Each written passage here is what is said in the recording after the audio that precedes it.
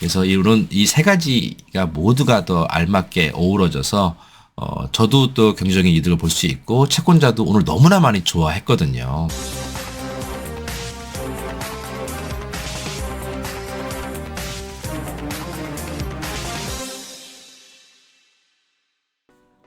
안녕하십니까. 채권 추심하는 배구현 팀장입니다. 지금 시간이 저녁 10시가 거의 다 돼가고 있는데요. 오늘도 종일 손님도 왔다 갔다 했고요. 또 말일이 다가오고 하다 보니까 채무자가 또 변제하려고 또 변제 상담을 또 오기도 했고, 또 이렇게 하루가 이렇게 바쁘게 또 지나갔는데요.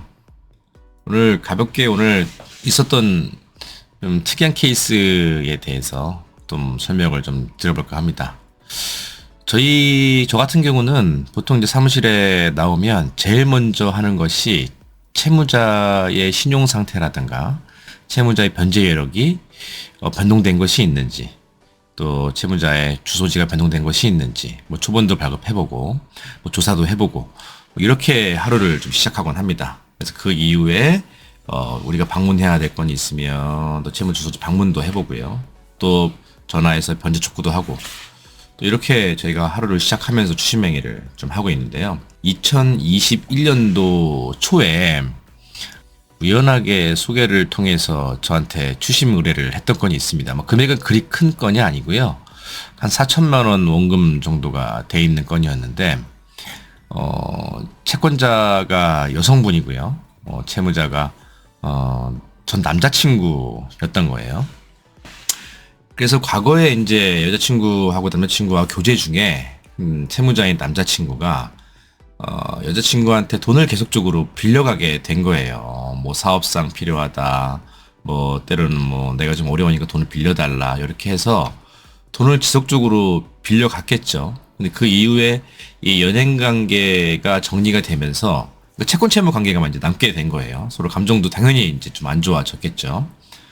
그래서 이렇게 채권자인 여성분은 소송을 통해서 판결문은 확보를 하 있는 상태였어요.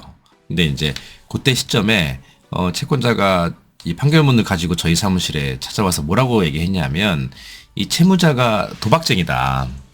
저랑 만나면서 이 도박도 너무나 많이 했고, 이 도박하면서 생긴 빚들 때문에 이미 신용불량자다라는 식으로 저한테 말씀을 주시면서 저희 사무실에 방문을 했었어요. 근데 제가 말씀드렸다시피 신용불량자가 우리가 추심행위 하는데 크게 중요하지 않다라고 제가 말씀을 좀 드렸었죠. 그래서 과거의 기억을 좀 되살펴 보면 추심 계약된 이후에 제가 조사를 했을 거 아닙니까? 조사했더니 이 채권자 여성분 말대로 이미 금융권의 연체, 카드 빚도 안 갚고 있고, 대출은 연체가 돼 있고, 학자금도 못 갚고 있고, 그때 당시에 한 4년 전에 채무자 나이가 20대 후반 29살로 제가 기억을 하는데요. 그래서 제가 신용불량자라고 하지만 제가 자택도 방문해보고, 하여튼 여러 가지 추심행위를 제가 했었어요. 근데 이제 채무자는 저희 같은 사람들 말고도 이미 금융권의 부채가 과다한 사람이라 변제할 여력이 없었던 거는 사실입니다. 그래서 채무자를 설득도 해보고 압박도 해보고 했지만, 어느 순간에 채무자가 주소를 위장 전입되어 있는 상태로 이사가게 되면서 채무자와 연락이 아예 두절이 돼 있는 상황이었어요. 그때가 이제 2021년도 시점입니다. 근데 이제 얼마 전에 제가 채무자에 대한 조사를 지속적으로 하다 보니까 채무자의 부동산이 확보가 돼 있는 거예요. 불과 4년 전에는 신용불량자였다는 사람이 채무자의 부동산이 확보가 돼 있는 거예요. 그래서 저희 전산상에 보면 부동산 보유 내역이라 그래서 우리가 주기적으로 채무자의 부동산 보유 현황을 볼 수 있는 전산이 구현이 되어 있거든요. 근데 계속적으로 모니터링을 하다 보니까 작년 말에 이 상속재산으로서 부동산을 취득했던 내용들을 저희가 발견을 했고, 이 부동산 취득했던 내용들 가지고 우리가 부동산 강제경매를 즉시 진행을 하게 된 겁니다. 그래서 이 부동산 강제경매가 됐던 시점 결정문을 받은 채무자는 저에게 연락이 와서 오늘 저희 사무실로 방문해서 저랑 변제 상담을 좀 하고 갔는데요. 그래서 원금이 4천만 원이고 이자까지 해서 8천만 원 이렇게 되는 부분을 제가 합의를 하고 설명절 지나고 저희 쪽에 변제를 하고 마무리하기로 이자에 대한 부분들 감면 없이 들어갔던 법진행 비용 모든 비용을 저희가 추심해서 하기로 하고 이행각서를 작성하고 저희 쪽에 갔어요.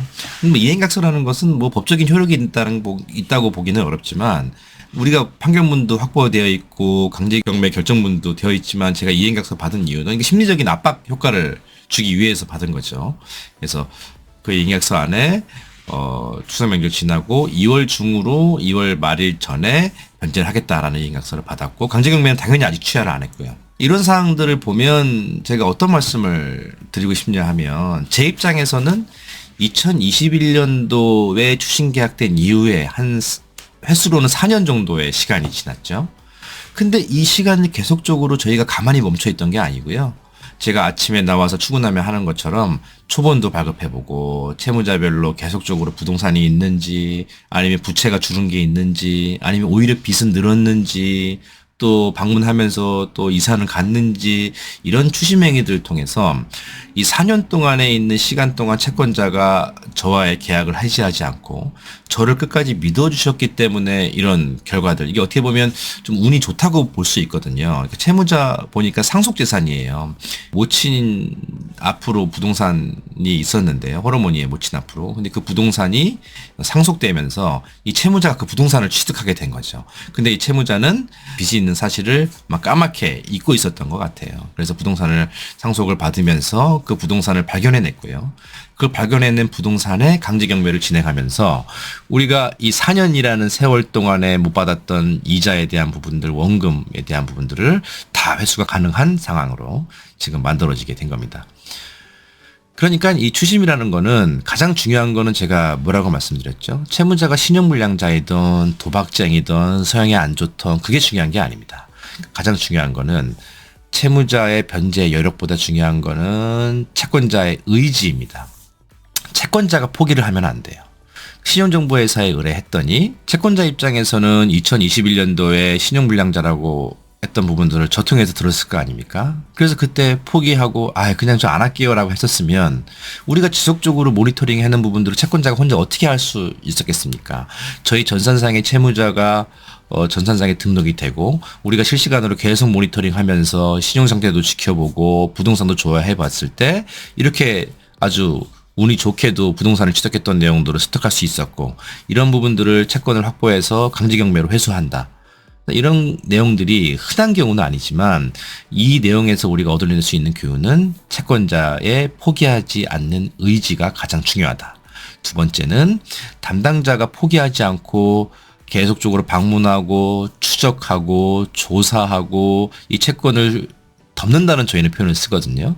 채권을 덮지 않고 계속적으로 우리가 시간을 계속 끌어갈 수 있는 또 채권을 비록 이렇게 묵혀놓긴 했지만 나중에 부동산을 취득했을 때 신속하게 강제집행을 진행해서 채권을 빠르게 확보해서 회수할 수 있었던 내용들. 그러니까 좀 이렇게 이런 경험들이 많이 일어나진 않습니다. 근데 하지만 우리가 이 채권자 입장에서는 이 채권을 포기하지 않으면 어떠한 결과가 일어날지 아무도 모른다는 거. 하지만 가장 중요한 거 뭐라 그랬죠? 돈이 들어가지 않는 범위 내에서 효율적으로 채권을 관리하는 것 또한 추심 행위의 일환이다라고 볼 수 있는 거예요. 추심 행위라는 것이 무조건 방문해서 두드려 패고 귀찮게 하고 하는 것만 추심 행위가 아니고요.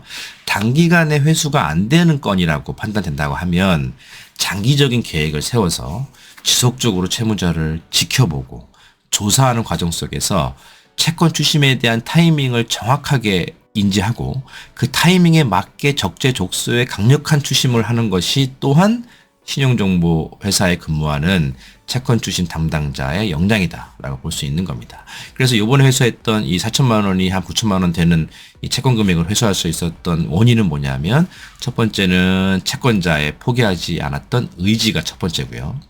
두 번째는 담당자의 끊임없는 추적 또 끊임없는 노력으로 인해서 채무자를 계속적으로 포기하지 않고 지켜봤던 부분들. 세 번째는 운이죠, 운. 그래서 이런 이 세 가지가 모두가 더 알맞게 어우러져서 저도 또 경제적인 이득을 볼 수 있고 채권자도 오늘 너무나 많이 좋아했거든요. 그래서 이런 사항들을 봤을 때 채권자가 포기하지 않고 담당자의 의지만 있으면 제가 항상 말씀드리는 것처럼 절대 포기하지 마셔라. 네. 하지만 신용정보회사를 선택하거나 변호사무소를 선택할 때는 꼭 담당자를 직접 만나보고 기회비용 잘 따지셔서 선불이 들어가지 않는 범위 내에서 우리가 효율적으로 추심행위를 진행할 수 있는 게 무엇인가라고 끊임없이 고민을 해보시고 우리 채권자와 잘 맞는 담당자를 선택하는 것이 지금 단기간에 회수가 안 될지언정 나중 일을 좀 도모해서 추심을 꼭 나는 성공할 수 있다라는 의지를 가지고 포기하지 않으면 분명히 좋은 결과가 일어날 거라고 저는 생각합니다. 그래서 오늘 저도 이게 기분도 좋기도 하고요. 또 추심하다 보면 이런 일들이 간간히 생깁니다. 채권자도 기분 좋고 저도 기분 좋고. 그래서 제가 항상 말씀드리지만 채권자가 포기하지 않으면 저 또한 포기하지 않습니다. 그렇기 때문에 담당자를 선택할 때 담당자와의 끈끈한 믿음을 가지고 저를 믿고 따라와 주신다면 나중에 결과물로 제가 보답을 할 거라는 약속을 꼭 드리고요. 시간이 매우 많이 들었습니다. 그래서 저도 이제 정리하고, 또 내일을 위해서 또 들어가 봐야 되는데 오늘 시간이 많이 늦었는데요. 저희 일이 좀 이렇습니다. 저는 항상 뭐 아침에 뭐 6, 7시에 출근해서 밤 11시, 12시에 퇴근하기도 하고, 뭐 때로는 새벽 2, 3시에 손님이 불러서 만나기도 하고 하는데요. 항상 담당자의 열정과 채권자의 의지가 잘 궁합이 맞으면 우리가 성공 못할 채권은 없다라는 적당한 기대감 가지시고 채권에 대한 궁금한 사항이 있다던가 또 풀지 못하는 숙제와 같은 채권을 가지고 계신다고 한다 그러면 상담하는 데는 제가 말씀드렸다시피 돈 들어가지 않고요. 채권 추심을 전문적으로 하고 있는 채권 추심 담당자와의 상담부터가 채권 추심의 시작이라고 제가 말씀드렸죠. 상담하는 거에 너무 부담 갖거나 두려워하지 마시고 항상 말씀드리지만 저희 사무실은 언제나 열려 있으니까요. 편하게 미리 연락 주시고 한번 놀러 오십시오. 또 기회가 되면 또 좋은 내용들로 또 채권자한테 도움이 되는 내용들로 찾아뵙도록 하겠습니다. 좋은 밤 되시고 또 뵙겠습니다. 감사합니다.